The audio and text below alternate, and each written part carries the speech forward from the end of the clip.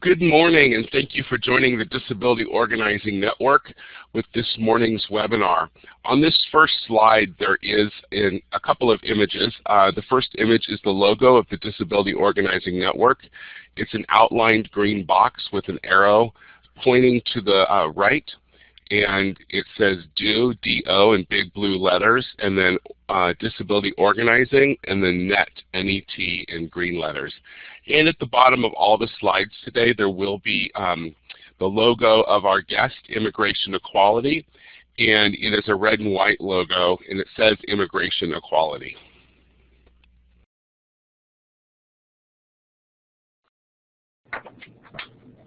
On this next slide is a picture of myself, Ted Jackson. I am going to be your moderator today. I'm the Community Organizing Director at California Foundation for Independent Living Centers. And I want to thank you all for joining the Disability Organizing Network today in our series Conversations in Civic Courage. Immigration equality is the subject of today's webinar. As you all know, the Disability Organizing Network is committed to organizing accessible communities where people with disabilities live, work, learn, shop, and play. And our Conversations in Civic Courage webinar series is an opportunity for us to learn from other movements for social justice, as well as see the connections from their world to the disability world. So I'm really, really excited about today's webinar. And I want to introduce our presenters. Our first presenter is Caroline Denzer, and Caroline is the Executive Director at Immigration Equality. She is a queer Latina originally from El Centro, California, a community on the U.S.-Mexican border. Denzer joined Immigration Equality from the California Attorney General's office, where she was a Deputy Attorney General in the Public Rights Division. She earned a Juris Doctor from the UCLA School of Law with a specializations in public interest law and policy and critical race studies.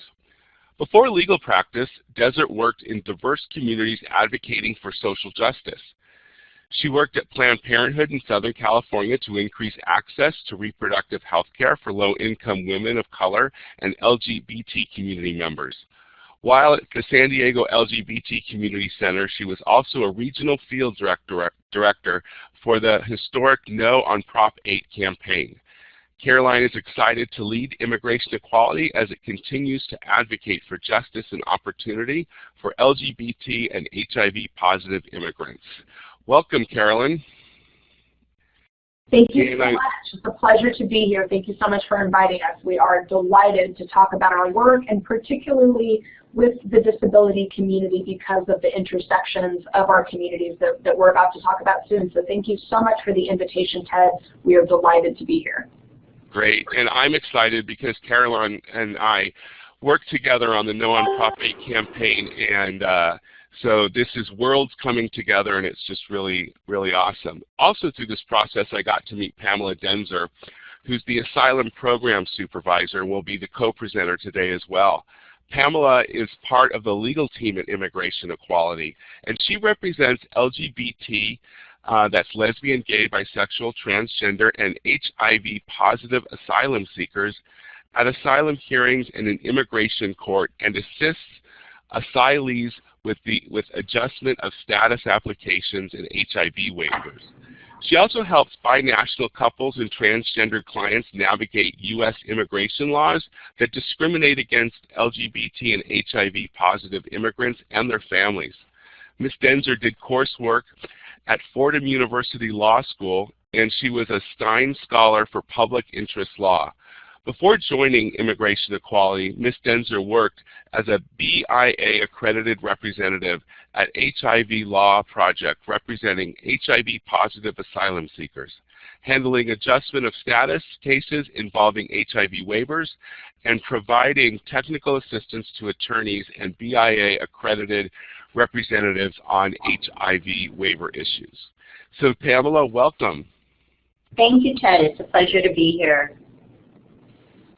And I'm just going to hand it off to Caroline and Pamela to start us on the webinar. The floor is yours. Thank you, Ted. So we have a short survey here that we usually do with presentations of this.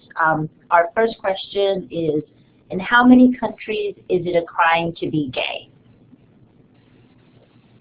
And the answer is currently in over 77 countries throughout the world, it is a crime or consensual sexual activity between members of the same sex are criminalized. That is, almost half of the world has some sort of laws that are targeting the LGBT community. Our second question on our quiz is HIV positive people were turned away at the border until what year? So the answer to that question is until 2010, you could be denied entry into the United States solely on the fact that you were HIV positive. Immigration equality was instrumental in working hard to end what was then known as the HIV travel ban, which said that if you were HIV positive, you either were banned from entering the United States or had to obtain a very, very difficult waiver that most people were denied. Our last question is, true or false, being gay was a reason to deny immigrant entry to the United States? Sadly, that is true. It used to be that if you were deemed to be, quote, unquote, a homosexual, you were deemed to be a sexual deviant, and you could be denied entry into the United States. Next slide, please. So a little bit about immigration equality. Our organization was founded in 1994 with a focus on binational couples. Before the fall of DOMA, the Defense of Marriage Act that made unions between same-sex couples illegal and not recognized under federal law, there was a clear point of discrimination in the law where opposite-sex couples, where one half of the couple was an immigrant and one half was American, could sponsor each other towards a pathway to citizenship and live here legally. But same-sex couples under the law were treated differently. So when immigration equality was founded in the 90s, that was a huge focus of our work. We have since shifted with the fall of DOMA and really standing on the edge of history and what we hope will be a successful decision from the Supreme Court on marriage equality. Our organization has changed, and today we still serve some binational couples who have run into some problems with the law, but in general, the focus of our work is representing LGBT asylum seekers who are fleeing persecution. We are the nation's only LGBT and HIV-positive organization with a staff of immigration attorneys. We currently represent over 500 LGBT asylum seekers across the United States in 25 different states. So our clients are asylum seekers, some binational couples, and LGBT families, detainees that are trapped in immigration jail facilities. It's a huge focus of our work that many of our clients end up in detention centers where they face the very same persecution that they fled from in the first place. So we'll talk a little bit more about that later, but it's a huge focus of our work, really to advocate for those who are trapped in an unfair detention system. Ted, next slide, please. There's three images on this particular slide.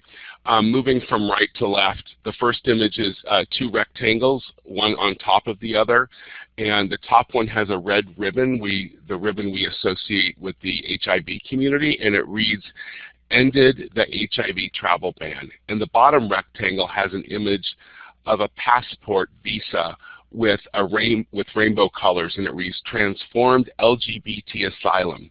Between the two of them is a plus mark.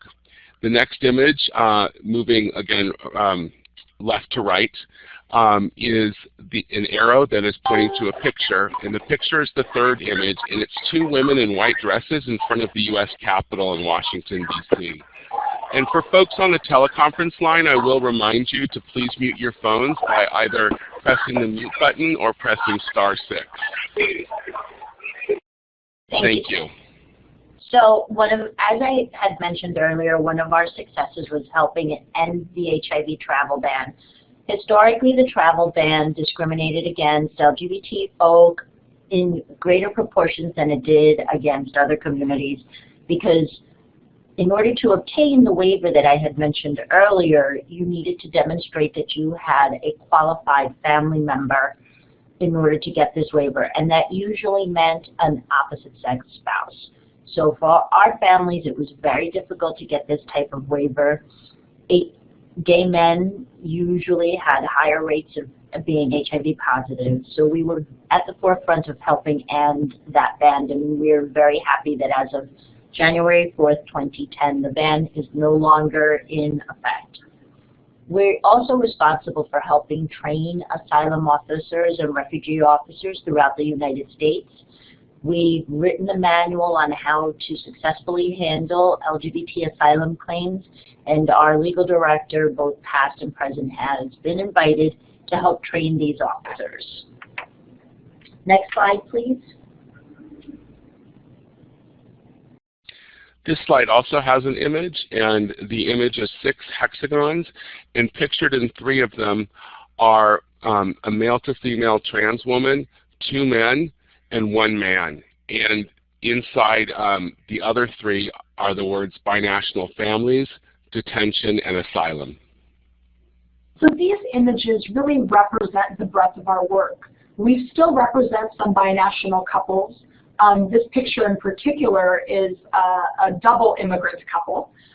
Fernanda is one of our clients and one of our spokespeople. She really represents here for us our model, which is to empower clients to win asylum for themselves. These are some of the bravest people I've ever met who flee persecution because they refuse to not live their authentic selves and are brave enough to do so. Our model is that once our clients win asylum, and we win 98% of our cases, we ask clients if they would like to be involved in our work and to advocate for themselves at the statewide and national level. So Fernanda in this picture is actually at the White House advocating for the rights of LGBT immigrants and trying to convince members of Congress to stand up for LGBT immigrants and our families, in this case specifically advocating that the 1-year filing deadline for asylum be overturned because it really is a barrier for our clients who are trying to access the asylum system. So really this is about our work, it's about binational families, it's about advocating for those trapped in fundamentally unsafe detention centers, and also, of course, the focus of our work are asylum-seeking clients. Ted, next slide, please. So, detention. It's, as Kara was explaining, a focus of our work. We wanted to highlight some of the issues involved. First off, one of the things about detention that we always want to make clear to everyone is that we're talking about civil detention. What that means is that individuals that are in immigration detention have not committed any, have not violated any criminal laws. They're simply in detention because they either entered the United States without documents, they may have presented themselves at the border and told an officer, I am afraid, I am fearful of my life, I'm fleeing persecution, please give me safe haven in the United States. Or they may have had applications that they filed denied, and as a result they're now facing deportation proceedings.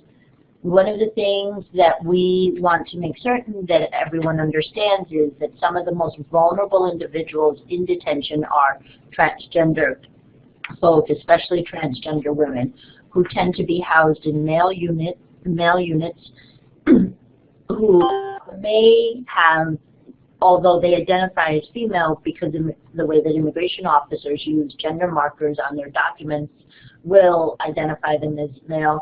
They're 13 times more likely to experience sexual assault, either by officers, other inmates, other detainees. There is a high percentage of administrative segregation that's used in this community, including putting individuals into solitary confinement. And we hear stories about a lot of individuals being denied hormone therapy while in detention. So this is really our #1 policy priority. Vulnerable LGBT immigrants are more likely to end up in detention centers because our clients of color are racially profiled, because many of our trans clients have committed some small crime, a survival crime like sex work or like petty theft. They end up in detention centers. And really what the story we're trying to tell is that for our clients who flee persecution, they're put in a system that perpetuates that persecution again. So trans women are 13 times more likely to be sexually assaulted in a detention center, and gay men are 10 times more likely to be sexually assaulted in a detention center as opposed to straight men. These are astronomical numbers. Sexual assault is such a horrific act that we really feel that if the government cannot house our community safely, and it's clear with these numbers that they cannot, then they should not house them at all. The justification for detention is that the government wants to ensure that people don't flee, that they're not a flight risk. Our clients have an upcoming court date to win asylum, and our clients win 98% of the time. So it is absolutely in their interest to show up and to have their day in court, and yet still, despite the vulnerability, they're still kept in an unfair detention system, sometimes for 6 months or longer. Also, sometimes our clients who are in detention who experience sexual assault are moved to a different detention system, a different detention center. And so we've had experiences with clients who've been moved to 2, 3, 4 detention centers across the country, becoming more and more isolated in the process. And some have even experienced sexual assault in all of the detention centers that they've been housed in. So for us, this is a critical issue. We consider it a human rights crisis. And we really are calling upon the government to acknowledge that they cannot house our LGBT community safely. And so unless the person is a serious threat to national security, which none of our clients have ever been, they should not be housed in these unsafe detention centers. Next slide, please. Are there any questions about our detention work? I want to give folks an opportunity to engage if they had any questions. For some people, hearing about the vulnerability of our clients in detention is a new issue. So I just wanted to pause for a moment and see if anyone had questions.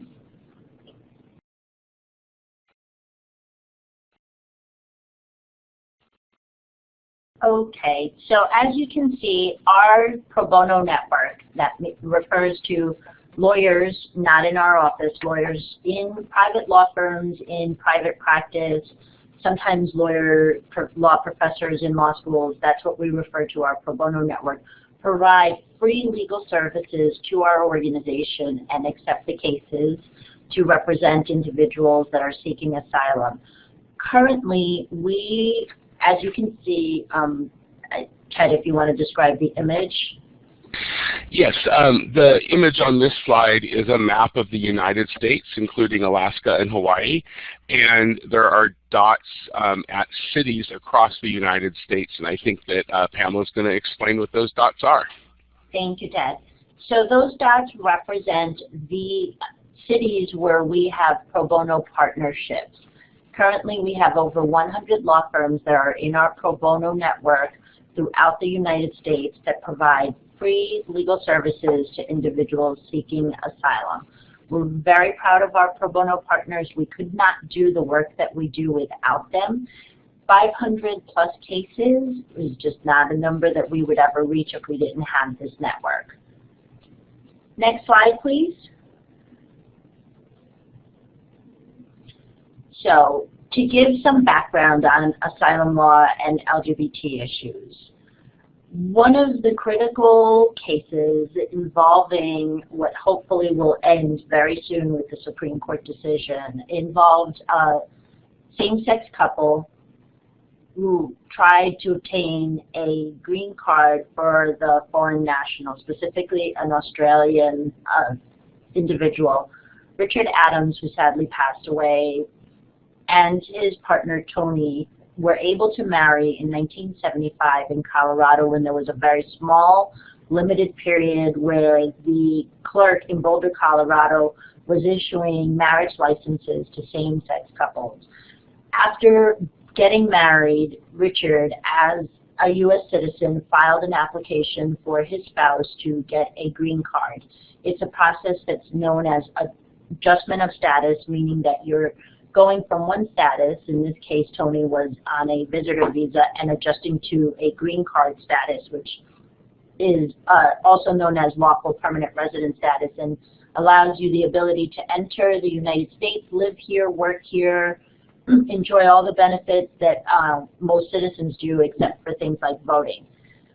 After the couple filed the application, they received a letter not only denying the application for the green card, but also having what is probably one of the harshest denials, a letter that said, you have failed to establish that a bona fide marital relationship, that means a genuine relationship, can exist between two faggots.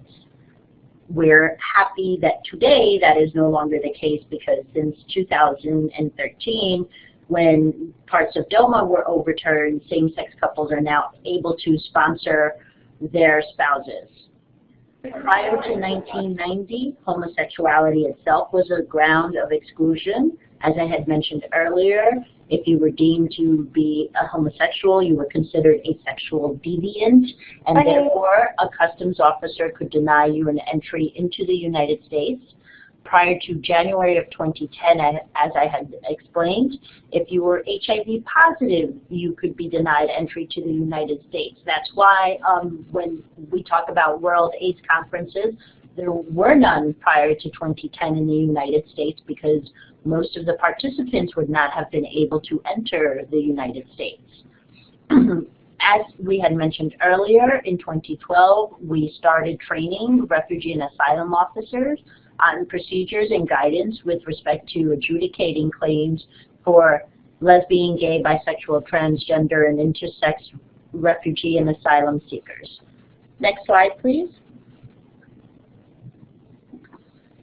So now, the Immigration and Naturalization Act, specifically Section 212, has the classes of what they refer to as aliens. We do not use the word aliens here. We use immigrants that are ineligible for visas or admission into the United States. This is the part of the act that says this group of immigrants will not be allowed into the United States. One of the groups of individuals that are not permitted to enter the United States are individuals that have physical or mental disorder and behavior associated with the disorder that may pose or has posed a threat to the property, safety, or welfare of immigrants or others.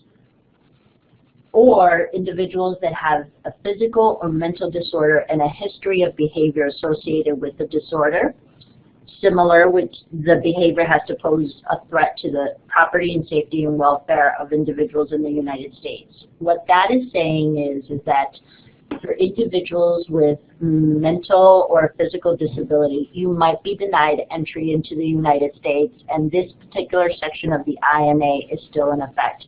So for example, if you're coming to visit here and you're with your family and a customs officer asks to see your luggage and sees that you have medication to perhaps treat a physical or a mental disability, the officer may on that very moment decide that you pose a threat to the safety and welfare of others in the United States and may not allow you to enter the United States even if you have a valid visa. Unfortunately, this particular section of the law is still in effect. Next slide, please. So some of the reason that these laws go back to the 19th and 20th century, when there was a whole movement on genetics, when there was a whole movement on whether or not we should even, let individuals like this come into the United States, where there's a lot of communities that are trying to change this. Unfortunately, with the immigration law, change comes slowly, as we saw with the HIV travel ban, as we saw with the fall of DOMA. But there are a lot of advocates that are getting around that there really is no viable reason for denying people with physical disabilities from entering the United States. A lot of this also has to do with fears. A lot of it has to do with quotas. A lot of it is used in ways to target certain communities, in particular to target communities based on race. Next slide, please. So we wanted to talk a little bit about some of the terminology that we use here at Immigration Equality. So when we use the word sexual orientation, we're referring to a person's emotional and sexual attraction to others, often based on the gender to whom she or he is attracted. This could be straight, lesbian, gay, bisexual. When we use gender identity, we're referring to one's internal, deeply felt sense of being male, female, something other, or something in between.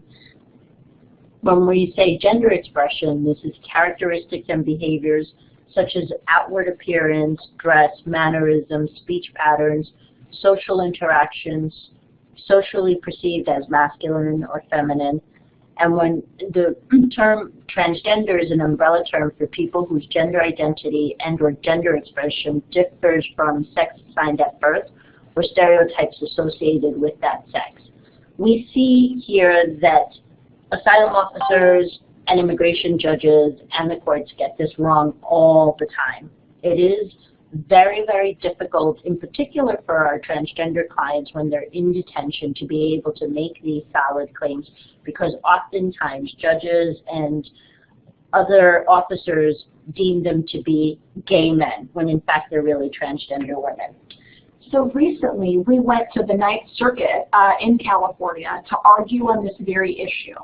A judge had denied asylum for 3 transgender women from Mexico under the reasoning that because Mexico City has legalized same-sex marriage and life is better for gay people, Mexico is not a fundamentally unsafe place.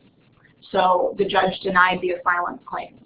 We went to the Ninth Circuit to argue on appeal that the judge had conflated 2 things. Sexual orientation, that's whether someone is gay, straight, or bisexual, and gender identity. So that's whether somebody is trans or is cisgender. We feel very confident that we'll win that, because our argument is, as same-sex marriage becomes legal in many states and also many countries, that does not necessarily make it a safer place for transgender people. In this case, all 3 trans Mexican women had experienced real persecution because they were trans. That was not affected by the legalization of same-sex marriage in Mexico City. And so as our work moves forward and as more places legalize same-sex marriage, we're going to come up against this argument again and again. And really what we're trying to say is that, look, just because gay people can get married and there may be increased social acceptance for gay people, this does not make trans people more safe. And so that's a really, really critical issue for us. Even though trans women are only 11% of our clients, trans women are 25% of our clients in detention. And that's because trans people are more persecuted more often in more places than LGBT people. Thank you. Next slide, please. So continuing on some of the terminology, transgender identities often refers to identity female to male, or FTM, or transgender man, or male to female, and TF, or transgender woman, may not view transgender as a distinct gender identity apart from male or female. Transition, when we use that, is the process of changing one's gender expression from one gender to another. This also may include coming out, changing name or sex on gender markers, on legal documents, accessing hormone therapy in some but not in all cases, perhaps accessing surgical procedures. You always want to be sure to avoid assumptions and respect an individual's preferred pronouns, names. Just ask. Here at Immigration Equality, what we do when we have new staff, we go around and we state what our preferred pronouns are. It is the best way when working with this particular community. Next slide, please. Pamela, can we stop for a couple questions? Because I did get some questions on detention.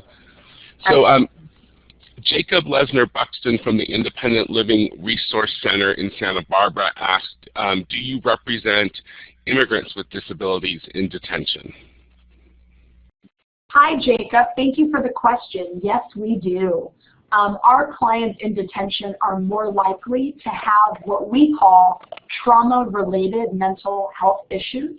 Our folks, have experienced persecution, and whenever anybody experiences, really serious incidences of persecution, rape, mutilation of their body, having their homes burned, being assaulted, all of that can create some really serious mental health issues that are a result of the trauma they've experienced.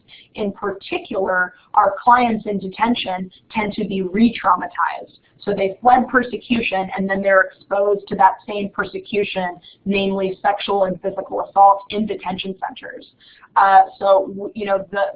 That is what I would say the most common really issue that we see both in our detained clients and our general population. But we'll ask Pamela the same question since she sees more clients than I do. That is very true. That is the highest percentage. We also do work with individuals that may have physical disabilities as a result of ongoing long-term health problems which they could not get medical care for in their countries. A lot of what that happens is individuals who are afraid to go to the doctor because they're afraid that someone's going to out them.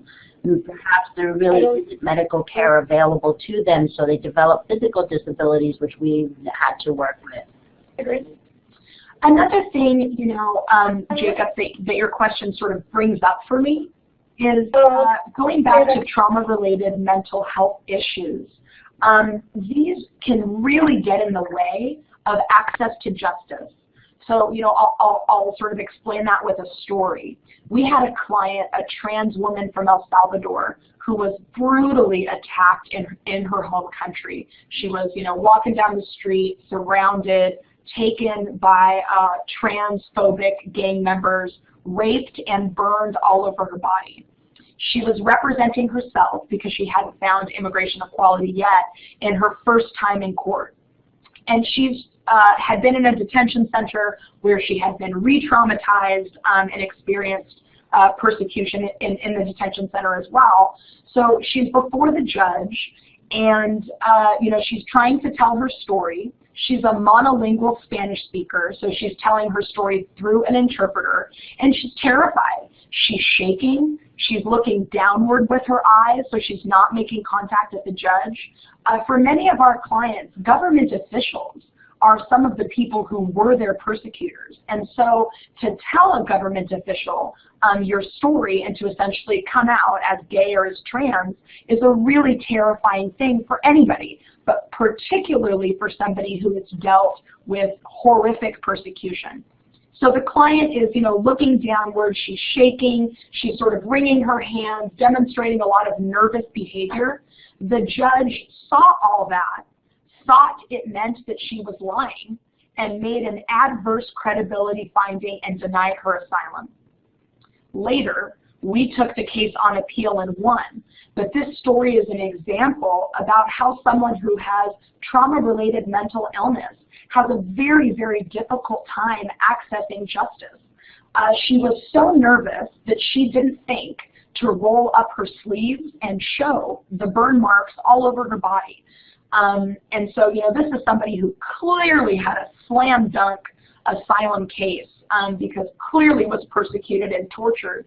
And yet her first attempt was denied by a judge because he thought she was lying, because she was so nervous and so traumatized to have to tell her story to a government official. So, when I think of how folks in the disability community come up against barriers when they're trying to win an asylum case, I really think that story shows in a profound way how many folks in the disability community do not have the same shot at asylum that folks who are fully able can. Great, and you actually answered the second question about how you've advocated for them, so I'll move us on to the next slide. Great, thank you. So the effects of winning asylum, in addition to the immediate effect, which is that an individual that has won asylum is now an asylee. That means they have permanent permission to live and work in the United States. So they've gone from either having no immigration status or some temporary immigration status to now being able to remain here. There's also cash assistance that's provided by the federal government with the idea that if we're going to provide you safe haven in our country, we're going to also give you some cash assistance to help rebuild your life. A lot of clients flee with nothing, the very clothing on their back to make it across the border. They have medical issues that need to be met, housing issues that need to be met, just getting food. All of this is provided through refugee assistance organizations that are equipped by the federal government to assist individuals access these benefits. You can sponsor immediate relatives. As of 2013, you can sponsor your same-sex spouse. What that means is that your spouse and your minor children can come to the United States as derivatives off of your asylum application and enjoy the very same benefits of asylum. An individual is now able to travel abroad. They cannot return to the country from which they fled because the government of the United States would then take the view that if you're going back to the country where you feared or experienced persecution, then perhaps things are not that bad and you can live there safely. After 1 year, the individual can apply for a green card. That is yet another step on the path to citizenship. And after being a green card holder for 5 years, they're able to apply for citizenship status. Next slide, please. So persecution. We've talked a little bit about what persecution is. So with respect to persecution, which is one of the things that an individual must show in order to gain asylum, that they have the well-founded fear of persecution. So that is a violation of a fundamental right. So for example, what we see a lot of is that individuals in extremely homophobic countries are forced to undergo psychiatric treatments in an effort to cure them being gay. Some of the individuals are forced into marriage. We see this a lot among our lesbian clients where they experience all kinds of horrific sexual abuse and rape, and some have to unwillingly remain closeted because it is so unsafe for them. In some countries, there's even the death penalty if you're found to be gay, that they must remain closeted in order to remain safe. Persecution can also be physical violence, as Kara had just indicated with the client that was attacked and burned. It can be rape and sexual assault. It can be beatings, torture, inhumane treatment, forced medical treatment. Persecution can also take the form of criminal penalties. As I had said at the beginning of the presentation, in over 70 countries throughout the world, there are some type of laws that criminalize being gay. It can also be gender-based mistreatment. There might be corrective rape that's associated with the persecution. There might be medical treatments that are associated with this. What persecution isn't is discrimination. It also is not economic hardship. We see a lot of clients that don't understand this, so that when they present their asylum applications, particularly detained clients, they say, well, I wasn't able to get a job. I wasn't able to make a living, and that's why I came to the United States. What they really mean to say is, no one would hire me because they were unwilling to hire a transgender woman. No one would hire me because they did not want a gay man working with children. But because a lot of detained clients don't have the benefit of counsel, what they say is, I couldn't get a job. Next slide, please. I'll say too, Pamela just completed her 1,000th intake. Yes. Her 1,000th intake. So she has literally talked to more than 1,000 LGBT immigrants who are trying to pursue an asylum claim. And when you're hearing people's stories, it can be incredibly difficult, particularly for clients with trauma-related mental illness, to tell their story. So, after Pamela talks to them for a long time, we can finally understand why they fled and the horrible things that happened to them that led them to flee. But that can be incredibly difficult for somebody with trauma-related mental illness to tell a stranger the horrible things that happen to them. And so I would say that that's another barrier for those with trauma-related mental health to really trust us enough to tell us the truth about what happened to them. There's also this idea of the terminology that we've been discussing, right? Though that's really a Western idea, that's really an American sort of concept. For a lot of individuals, they don't know the word transgender because it's not part of the culture that they've had to live and hide and suppress themselves. They don't understand that, you know, the word gay in American is a positive word. They don't understand that some of the things that they feel have words. So it is, as Kara was saying, really difficult to talk to individuals because on top of all the trauma that they're suffering, they're also having to get used to American culture, which has a very unique perspective on all of these things. So the work that we do really focuses our asylum claims on a particular social group. There are 5 grounds on which you can seek asylum in the United States. You can claim asylum because you fear persecution on the basis of your religion, your political beliefs, your nationality, your race, or membership in a particular social group. So for us, the claims fall into membership in a particular social group. Individuals may have multiple claims. So for example, we've represented Muslim, gay, refugees from Iran, for example. So they seek protection based on a religious persecution claim as well as membership in a particular social group. The social groups that we have been talking about are gay men, lesbians, transgender individuals, HIV-positive individuals. Those obviously are not the only types of social groups, but those are the ones that we see here most often in immigration equality. And just to clarify, we represent straight HIV-positive individuals, and we also represent LGBT people who are also HIV-positive.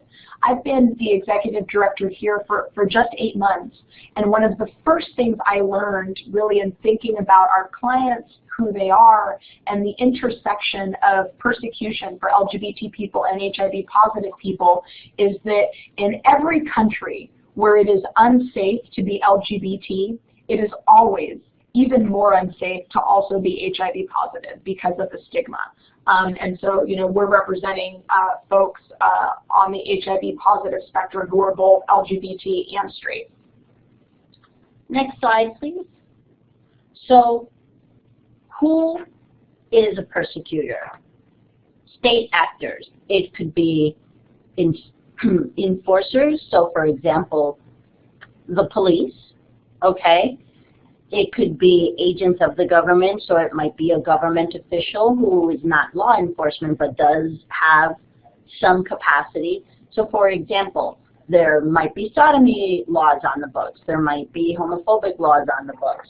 We saw a huge increase almost two years ago at this point of Russians seeking asylum because this time 2 years ago in 2013, Russia unfortunately passed a series of anti-gay propaganda laws. Okay, the police in a lot of countries will go and will do sweeps of parks. They will go into clubs. They will harass. They will target anyone that they feel might be LGBT. Next slide, please. So in order for you to claim asylum based on a particular social group ground, you must share immutable characteristics with the other members of the group. What that means is that you either cannot change or should not be required to change because the characteristics are fundamental. So your sexual orientation, for example, a client identifies as a gay man. They cannot and should not be required to change or hide their sexual orientation.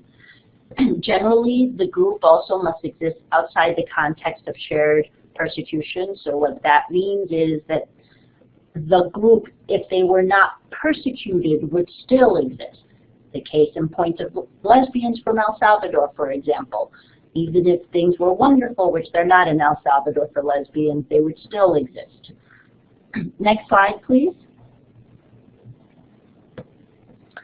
One of the greatest issues that we see here, and something that we're working hard to get rid of, is the one-year filing deadline.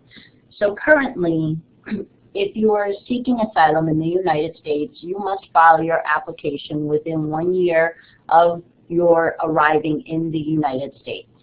If you miss that 1 year filing requirement, you may be found ineligible for asylum. We see hundreds and hundreds and hundreds of claims from individuals coming to our office for services who have missed this 1 year filing deadline. In fact, of the cases that we cannot accept into our program, nearly 30% of those are solely based on this 1 year filing deadline issue. There are two very limited exceptions to this 1 year filing deadline. One is what's deemed changed circumstances. So something about the particular individual's situation has changed. It could be that there is a change in the law. So as I mentioned earlier, Russia 2 years ago passed a series of anti-gay propaganda laws. In our office, we've been successful with arguing that an individual who learns of their HIV status after they have been in the United States for 1 year may argue that that's a changed circumstance, because in a lot of countries, HIV is seen hand in hand with being gay. So if your HIV status is outed to the community, then the community will assume that you are gay, and that puts you at a higher risk for being persecuted. Another exception to this, the second exception, is extraordinary circumstances. So something prevented you from filing timely. Oftentimes, as Kara and I have been discussing with the trauma-related disabilities that we see, this is what we argue with the 1 year filing circumstances, that this individual had such severe trauma that they could not access legal counsel within that 1 year. They could not file, and they should not be denied asylum simply because these circumstances existed. Having said all of that, you still are required to file within what they term a reasonable period of time, and that's looked at on a case-by-case basis, but generally we argue that that means within 6 months. That's still a very short period of time. If you learn about your HIV status, for example, oftentimes clients are struggling to accept that diagnosis. For a lot of individuals, they come from countries that have such horrible records on discriminating and targeting HIV-positive individuals that they really see that as a death sentence, and they struggle with accepting that. You know, I know that you all are so familiar with the ways that many laws stigmatize and hurt the disability community all throughout the United States. Immigration law has often been a place that did just that. Just straight up excluded people who were disabled, some really ugly stuff and some really ugly history. This 1 year filing deadline is a bad law for us. It prevents people who have barriers in accessing a lawyer and in trying to advocate for themselves. It prevents folks who would otherwise have an asylum claim from going forward. But the extraordinary circumstance exception is generally applicable to the disability community. If you had a physical or mental disability and there was something that happened, you know, say you were hospitalized, or there was sort of an episode with your mental health, you could argue extraordinary circumstance for a reasonable time. If you were in the hospital for you know, a month, but you didn't file for 4 years, you probably wouldn't have a very strong asylum claim. But you know, at least this part of the law does acknowledge that there are extraordinary circumstances that include the disability community and what can happen to you that can prevent you from filing in a timely manner for your asylum. Next slide, please. So some other changed circumstances coming out. We've been successful with arguing, you know, that a person has had to really remain closeted because it was so fundamentally unsafe in their country that they really had not come out. And now, having lived in the United States, for a period of perhaps a few years, perhaps just maybe 2 or 3 months after the 1 year. They are now come out, and that's why it's a changed circumstance. For transgender clients, we've argued that their gender transitioning is a changed circumstance. We've already discussed HIV diagnosis. And one area which is not a disability-related area, but we have been successful in arguing that because DOMA was overturned in 2013, marriages to same-sex partners may constitute a changed circumstance. Next slide, please. As we had discussed, extraordinary circumstances, it can include disability, serious illnesses. It can also include things like ineffective assistance of counsel. Unfortunately, we see a lot of clients who just had very bad legal advice, bad lawyers, a lot of things that we are forced to have to undo. It can also be someone who is so isolated or cut off from the community that they just could not file any sooner. Next slide, please.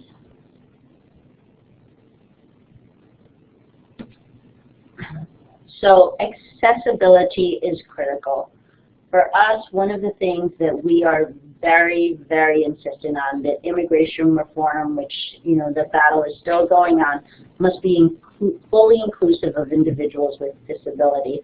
As Kara had already pointed out, there's a long history of exclusion of individuals with disability in U.S. immigration policies.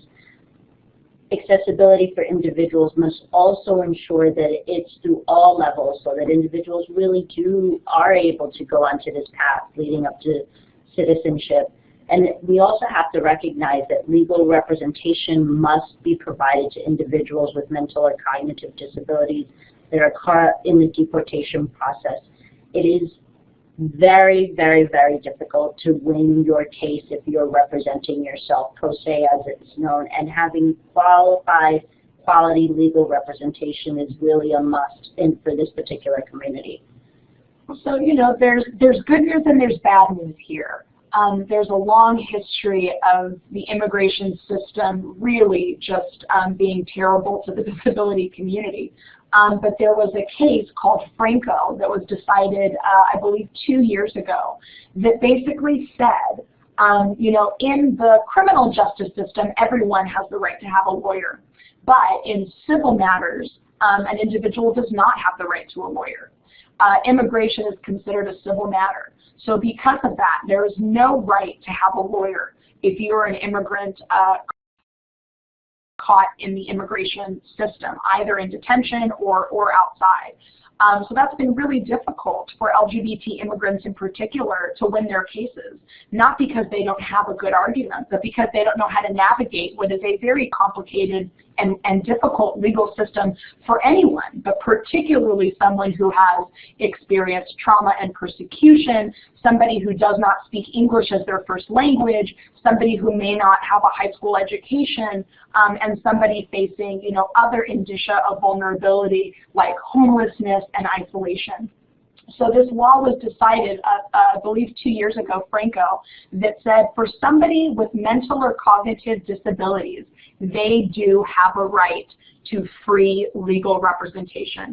So this was a huge landmark case that we feel is incredibly important because I would say it's virtually impossible to win your case in immigration court if you have a mental or cognitive disability. The barriers are just so high, and finally we have a federal case that found really that this was a right for folks with mental and cognitive disabilities. So it's a really huge win for the immigration community. It's a huge win for access to justice, and it's a huge win for the disability community as well.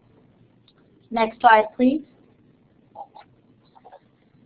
So we've come to the part where, we are going to take questions. I'm sure there are questions about some of the things that we've discussed today. Yeah, and this is Ted. I'll be happy to moderate some questions. What I'll do is I'll start us off because I've received some questions, and then I'll make sure that folks on the teleconference line or in the chat room here get a chance to ask their question if they would like.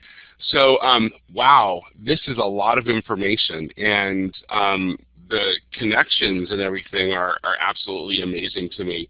I mean, I took some notes on some pieces of this, but there really are a lot of cultural connective pieces. You talked about the perception of gay cure in other countries, and of course we in this country, in this disability community, socially, we have a social model that doesn't look to the medical model of curing disability, but embracing disability. Sodomy laws, very much like the ugly laws that many people work so hard to get rid of in the United States, affecting people with disabilities.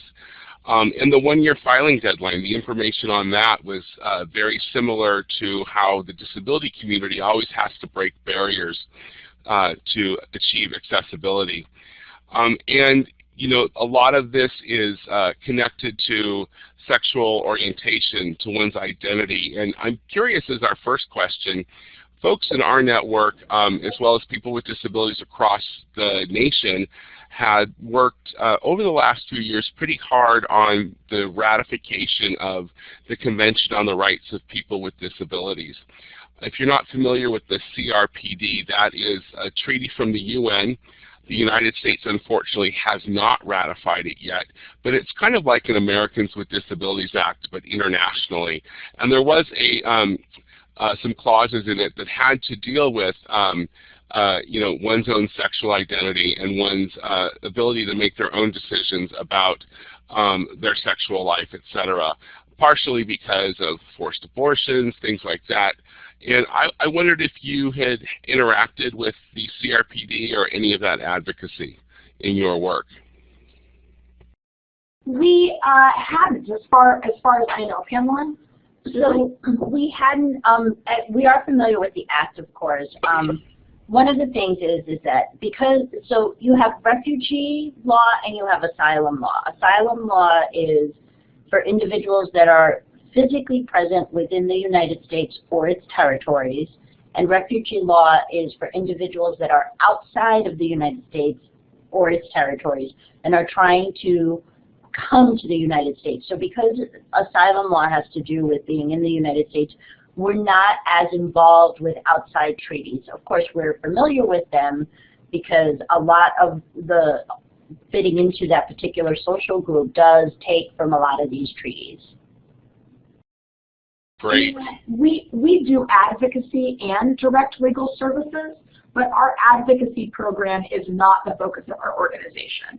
We are primarily a direct legal service organization. We're growing, so I hope to take on more of a national advocacy role, but historically Immigration Equality has focused our advocacy on binational couples and on the one-year filing deadline. So we're in a sort of transitional moment where we hope to engage nationally on more advocacy efforts like CRPD, but historically we've focused on our direct service. Well, I can tell you if CRPD comes up again, and I hope it will, it may be a couple years, we will definitely call on you to be part of the coalition. Fantastic, we would love to. Because we could use all the help that we can get. I want to ask if there's any questions on the teleconference line or in the room. Okay, I'm going to go ahead with some more questions. So, a couple of questions here. Have you seen any cases of asylees who've struggled to get work because of their disability? Absolutely. Unfortunately, winning asylum does not cure everything. For a lot of clients, both of Immigration Equality and clients of our partner organizations, they spend a significant period of time after that asylum grant trying to access services so that they can start getting some of the pieces back in their lives. And a lot of clients with disabilities really, really struggle to find employment, to find employers willing to accept them. For some clients, even just having to explain to an employer, look, asylum That means I can work. That means I don't need to show a work authorization document. Here's my Social Security card. Here's my driver's license. It can be a real struggle for them. And so, you know, Ted, you asked the question in terms of employment, but I would say it's even bigger, right? Our clients tend to be people of color who are LGBT or HIV positive, and we only serve folks who are living at or below the poverty line. So we're serving a population that is up against barriers because of multiple oppressions. And so, you know, winning asylum is an incredible thing. It's one of the few ways our law allows someone to go from zero legal status to a pathway to citizenship. But winning asylum doesn't fix all the ways that our society continues to discriminate against LGBT, HIV positive, and people with disabilities. And so our folks, even after they win asylum, have trouble accessing work, have trouble accessing housing, have trouble accessing social services. Wow. So I'm curious, you know, this year, 2015, is the 25th anniversary of the Americans with Disabilities Act. And in the disability community, we have events and things going on all over the nation, and the discussion in the community is about the ADA this year. Have you had to rely on the ADA as law in any of your legal proceedings? Yes, we have. So, for example, you do have the right to request accommodations to certain aspects of interviews. So, you know, we're currently representing a binational couple where the U.S. citizen is sponsoring her spouse, her foreign national, as we refer to as spouse, and the U.S. citizen has requires an accommodation due to her severe agoraphobia.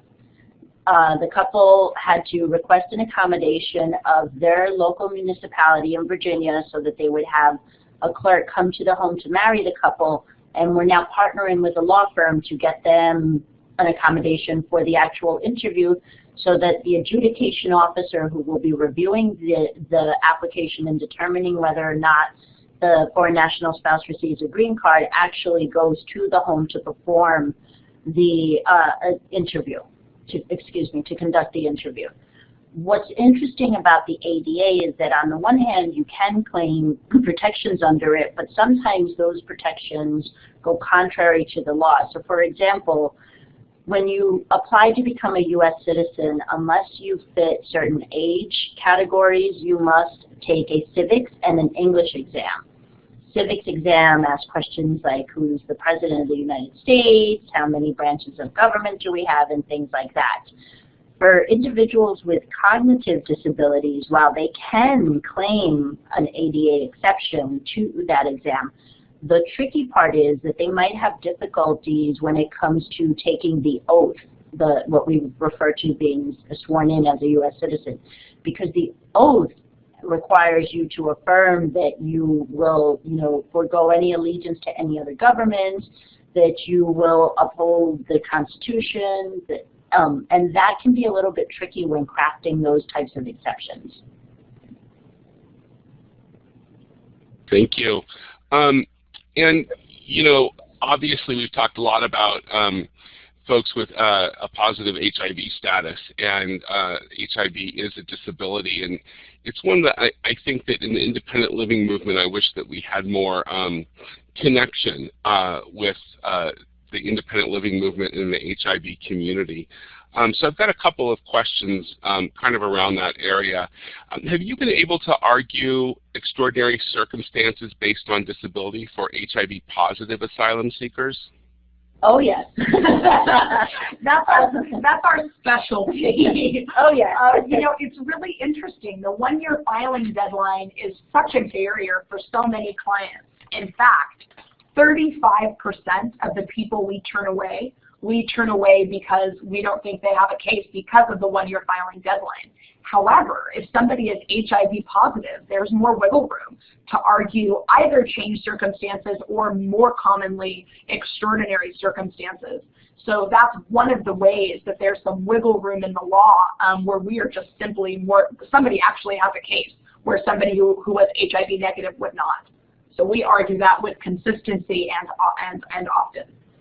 So for example, we're currently representing a family where a husband and wife, cisgen husband and wife from an African country, where both husband and wife are HIV positive, but we're claiming extraordinary circumstances exception on the wife's part because her husband has advanced HIV-related and AIDS complications, and he has been in and out of the hospital, I think, at least 6 times in the last 5 years, and she is the only caretaker.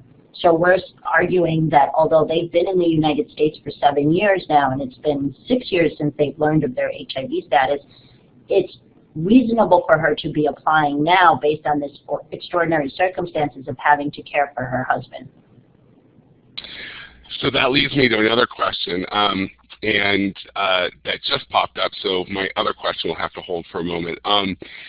So you've got a situation there where you have someone who is disabled because of their HIV status seeking asylum, and they have a spouse seeking asylum too, seeking to become a citizen, and they're a care provider.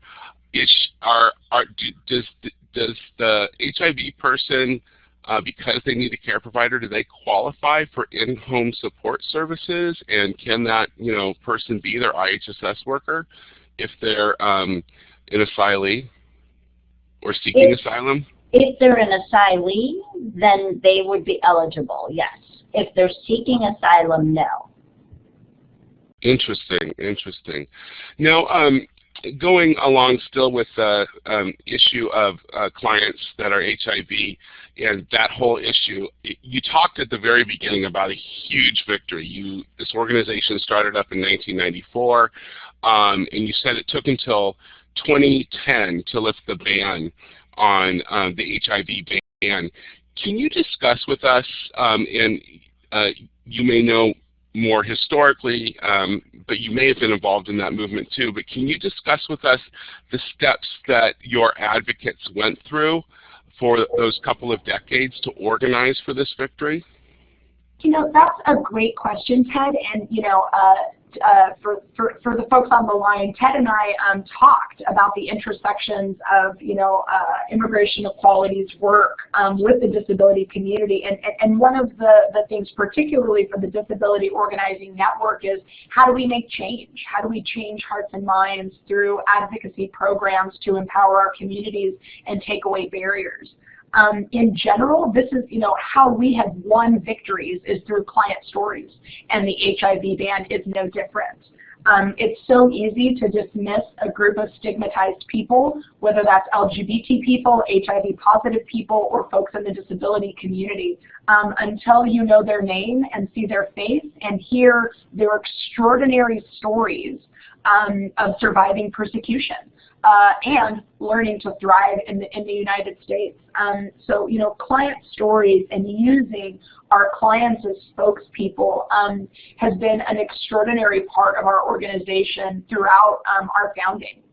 So when we talk about how the law was unfair for binational gay couples who were treated differently under the law, it was a loving couple who were telling that story. At Immigration Equality, we don't want to speak for our clients. We want to engage and empower our clients to speak for themselves. Our clients are the named plaintiffs in impact litigation. They are the people we bring to DC to lobby members of Congress. They are the spokespeople because it's their stories that we're telling. And so this is really a rare instance of Pamela and I telling stories where, generally we empower the clients to speak for themselves. And so I think, like the movement for marriage equality, the advocacy that took down the HIV travel ban, and we hope will someday take down the one-year filing deadline, is based on really powerful stories of our clients. And so, I know that the disability community is working, to tell compelling client stories, but, we have found that really it's the recipe for success in conjunction with other advocacy efforts. Awesome. And we in the network talk a lot about sharing our stories and do a lot of trainings on it, so I'm glad to, really glad to hear that. I want to give a last shout out to anyone in the room or anyone on the teleconference line if you want to ask questions. I hope that I got everyone's question that typed them and sent them to me.